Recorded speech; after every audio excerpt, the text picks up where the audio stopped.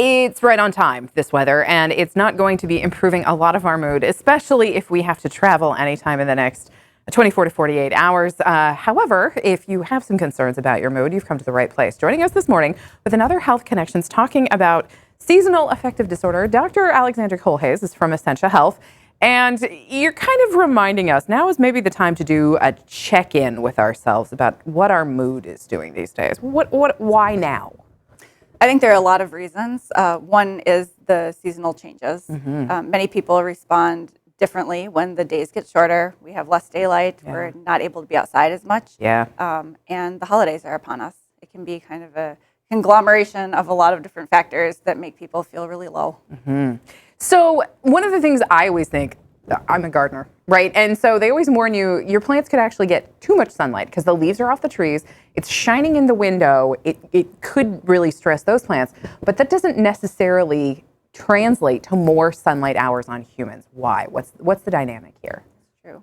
We don't have the luxury of sitting in the window and Right, basking in the exactly. sunlight all day. Well, and I think that, especially we think about the Fargo-Moorhead area, it's a very outdoorsy Right. population. Yeah. But for people who enjoy exercising outside before work or after work, most of us are commuting in the dark now. That's and by the right. time we get off of work, the sun has gone down. Yeah. And there definitely is a correlation. We need vitamin D, we need sunlight. And so unless we're finding that elsewhere through a supplement or a happy light, Yes. they really do work. Yes. It can affect our mood. And seasonal affective disorder is actually a form of depression. Oh, wow. So it's something to be taken seriously. It's not an old wives' tale. No, it really isn't. It's funny, though, too. Like, we talk about sad season, and even Alex off camera was like, sad. Oh, it's an acronym, right? Seasonal affective. But it's a great way of describing it.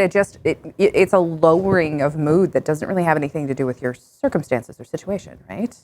Correct. It really is seasonal, and it comes cyclically and always around this time of year for all of those reasons that we mentioned. And of course, the holidays don't help. We've already previously talked about how that can be a stressor for people, but the sunlight tends to be the biggest factor, I would say. Yeah. So we've talked about the happy lights, which I actually produce the show every morning with my happy light on me, so I can attest to you, it definitely helps a lot.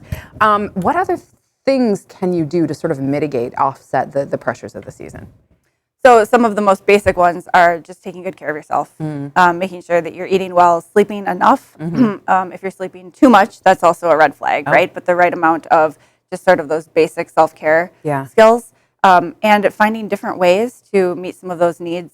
So a happy light can help with the sunlight aspect, but make sure you're still exercising if that's something that's important to you, even if it's indoors, right? Maybe in front of your happy light. Yeah.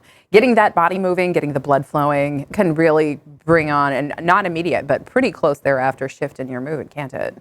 Yeah. And exercise, if you do it at a high enough intensity, it releases endorphins, which are the feel-good chemical in our brains. In terms of the other ways that we take care of ourselves, I think you had mentioned vitamin D supplements. How do you know if you're low on that? What's the best way to find out? Well, you can absolutely get tested.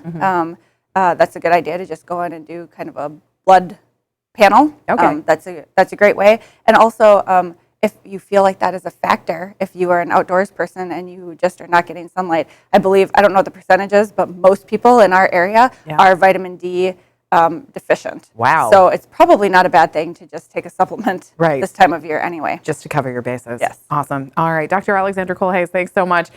We don't have to be sad, even though this is seasonal affective disorder season. You can do a lot to make yourself a little bit happier and healthier, for sure. Thanks so much for the tips. We'll have them online for you after the show. And I got to tell you, if you're sad, this weather is not going to help. We're going to get you informed on that right after the break.